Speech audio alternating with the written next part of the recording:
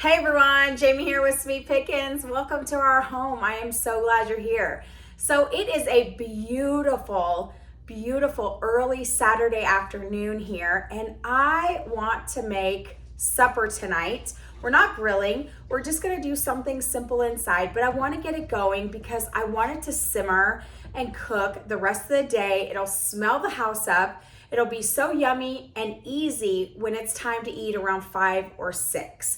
So I'm gonna bring you guys along. This may be a video I've already done. Today I'm gonna do it in a Dutch oven. Sometimes I do this crock pot old-fashioned supper in a crock pot and a Dutch oven. Sometimes I just do it in a cast iron pan. You could put it in the oven, you could put it on top of the oven. Today we're gonna use the Dutch oven method, and we're literally just gonna have it simmer all day long. Again, if you have a family and you guys are super busy, you could do this in the morning or even the night before. Just put it in the refrigerator. Sorry, I'm getting over a little bit of sickness, as you guys can hear. So we have nothing going on today. We're just doing yard work and chores around here. So it's not that we're putting this in here just to save time. It's more just because we're home, get the supper done. We'll just have it cook all day. But if you're gonna be away from the home, you guys can come home, the supper will be all done. If you do that though, I definitely suggest you guys use the crock pot method. Put it on low and slow, and it will go all day long, and it will be absolutely fabulous. But because I am going to be home, I'm gonna have it on the top of our stove with the flame going for probably 3 or 4 hours just to simmer and cook. So again, old-fashioned pot roast supper, simple, easy, and packs so much flavor. All right, let's get started. So you use whatever vessel you would like. I am using a Dutch oven. It's a cast iron coated Dutch oven. This I make bread in, I make different suppers in. It does have a lid. You are gonna wanna have a lid. So whatever pan you do use, have a lid. So I went to the store today. I found this beautiful piece of meat. It's a beef top round roast. And it is really pretty. I don't like a ton of marbling. I know some people really, really like the marbling. I don't love that because that's just fat and icky. So I don't care for that. So you can put this in frozen or you can put it in non-frozen. So obviously I just bought this today, so it's not frozen. But if it's frozen, do not thaw, just throw it right in your pan. Okay, so the next thing you're gonna need is beef broth. If you don't have beef broth, you could use vegetable broth, or you could use chicken broth if you have those on hand, or if you're not, you don't like the taste of beef broth, because some people actually don't like the taste of beef broth.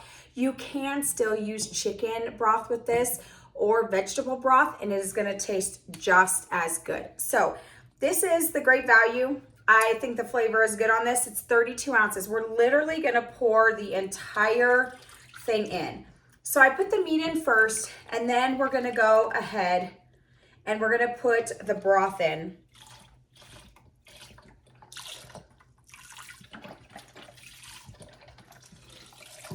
Some people may say this is overkill. I really want my meat to be as submerged as possible. I will go and flip it just because I am home. But you want as much in there as possible, especially if you're doing it in a crock pot and you're not home. Okay, the other thing I use, this is a cheat sheet. You can use all your own seasonings, but honestly, this is just so incredibly flavorful. These have gone up a lot. They're about $3 a pack, but in my opinion, they're worth it. It's by McCormick. It's called Slow Cooker Savory Pot Roast. So you're gonna use one of those. Some people think, oh, I'll use 2 for extra flavor. That's just a waste of money. You don't need 2. 2 is not gonna make any difference whatsoever. Okay, so as you can see, it's in here. So what I'm gonna do is, I did not bring tongs, so I'm just gonna kind of flip this over with my hands, no big deal. Alrighty.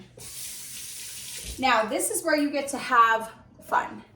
What do you want with your pot roast? Some people like celery and onions and mushrooms and carrots and zucchini. You could put anything, honestly, anything in here. So what I like to do is put the meat in, put the broth in.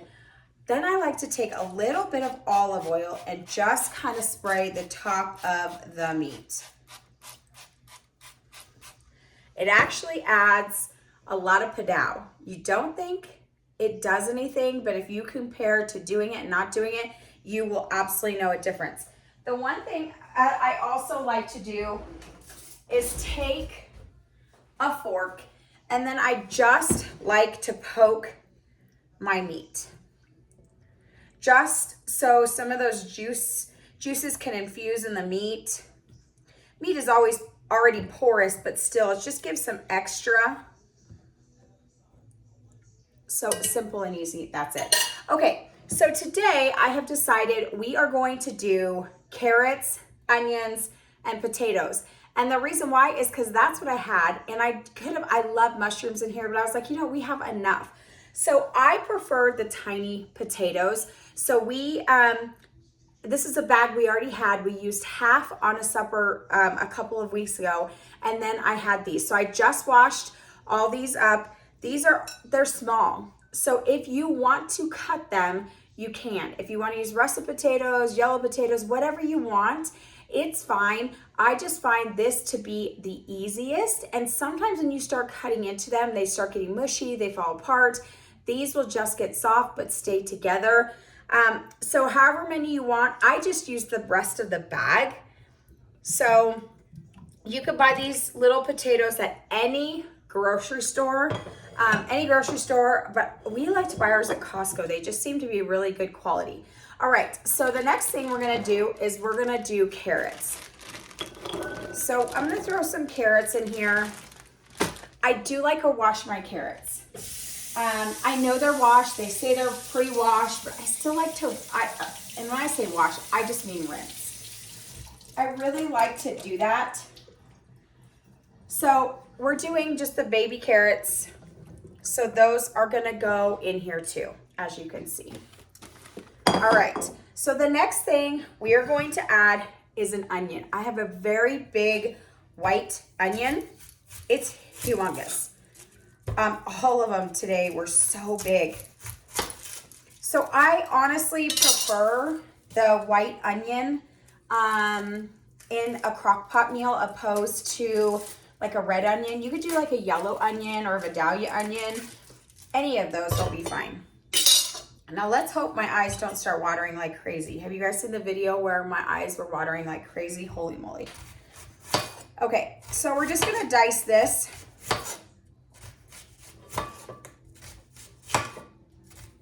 So you guys can see okay. Kind of at a different angle than what I normally am. Just because I want to do something different today. It's really hard to believe so today is July 25th. So in 6 months from today, we all will be sitting with our families for Christmas, or most of us. So what I'm gonna do is just pull these apart and put them in here. So in 6 months is Christmas. It's shocking how fast time goes, isn't it? I just cannot believe it. Hallmark has got all their Christmas movies on. I caught about 30 minutes of one the other day. That's the first one all season. Okay, the onion's starting to tackle these eyes, so thank goodness it's done. Okay. All right, so let me set this in there. So this is it. This is it. This is all it takes. Super duper easy. Like I said, we like to serve a bread, but if you want to do some more vegetables, like you could do some rice or pasta, or you can even do like broccoli and cauliflower, and you could actually even put zucchini in here or do it separately. It's totally up to you. Oh gosh, these onions are totally getting to me now. All right, so I'm gonna grab some tongs and I'm just gonna kind of try to push and move things down in. But the flavor infuses on everything, and you're gonna want, if you're home, you're gonna wanna kind of play with this a little bit, like every hour, kind of stir it up, flip the meat.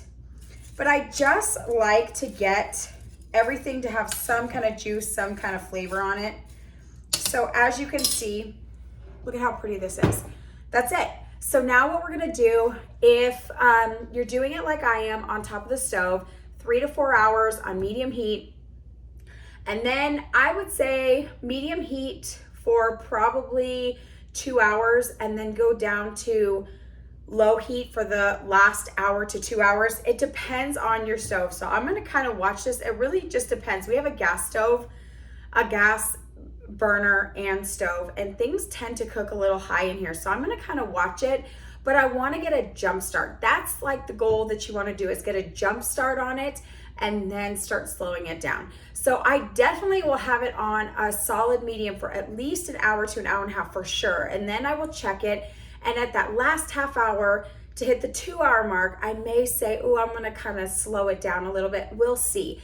But when I go in there, I just take my tongs and I kind of just flip everything. I try to keep the meat at the bottom, just because if you pull the meat out, then the potatoes, everything gets at the bottom, and then that heavy meat on top tends to squish your vegetables, tends to cook them a little too hot. So I try to keep the meat at the very bottom. When I flip it, I kind of scoot all the vegetables over and then put them back. So what I'll do is I like to keep my lid on. And if you have issues with your lid, it steams up too much, causes too many problems, or bubbles over, you can give it a little ventilation and kind of scoot it off a little bit if you need to. But I think as long as you leave it at medium and you kind of watch it, it is good. So it is 150 here. So this will be ready by 6 o'clock. So I'm going to actually go make a loaf of bread, fresh bread, for us to have with our supper, with our pot roast supper, and then it'll be complete. And honestly, it's just me and Jeff here today. So it'll be enough for 2 days of a meal, if not 3. So that's the thing, is when you're used to cooking for a huge family like we always did, now it's all just us. So now I'm cooking the same, but for 2 people. So we end up having it a little bit longer. And as you can see over my counter on my island, we have a apple pie, a Dutch apple pie that we're gonna have for dessert. And I just bought some vanilla bean ice cream. So we're gonna have some vanilla ice cream over that pie, but it's all done. So it's just sitting out, cooling down and setting up. So that will be for dessert tonight. So I'm gonna go get a few chores done and work on a piece of furniture. So that is what my day looks like the rest of the day. I hope you guys are having a fabulous day. Please don't forget to like and subscribe to our channel. You can find us at Instagram and Facebook at Sweet Pickins Reno. It's Pickins Reno. You also can check out our website, shopsweetpickins.com, where there's decorating ideas. There's a place to find some goodies for your home. We have a blog. We have all the things. So we would love it if you would follow us all the places to see what is going on. And if you have a suggestion on what you would like me to make, or some ideas that you have, like, hey, I have this great recipe, would you do this? Absolutely. So just send it my way, put it in the comments, and we'll try some new recipes. We are going to try this really yummy recipe called lunch box cake. So it is from a lunch lady that would put it in everybody's lunches, and it's an old-fashioned recipe from the 70s, and she would put that in their lunches every day as you went through the hot line at school. You know, there was the cold lunch and the hot lunch, so you go through that line. Anyway, they would serve that. That's from the 70s. So I am excited to share that recipe with you. I think it's gonna be fun. It's no bake, it's easy. So it's just a little treat that you can put in your lunch even now, even though you're not in school anymore. It's just still really fun to do nostalgic recipes. So if you have a nostalgic recipe, I absolutely would love for you to share it with me, and we'll try it on the channel.